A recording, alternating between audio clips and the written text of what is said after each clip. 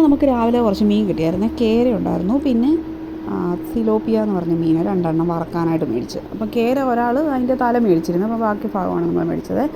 അപ്പം അത് ഞാൻ പെട്ടെന്നെല്ലാം വൃത്തിയാക്കി റെഡിയാക്കാനായിട്ട് മാറ്റി വെച്ചു. എല്ലാം വെട്ടി ഈ ഒരു പരുവം തെറ്റി ചെറിയ പീസാക്കി എല്ലാം മുറിച്ച്. അപ്പോൾ കേര നമ്മൾ മുളകിലാണ് വെക്കുന്നത്. അപ്പം സിലോപ്പിയ മീൻ വറക്കാമെന്ന് വിചാരിച്ചു. അപ്പോൾ അതിലെല്ലാം മസാലയെല്ലാം പുരട്ടി അത് വറക്കാനായിട്ടെല്ലാം എടുത്ത് വെച്ചു.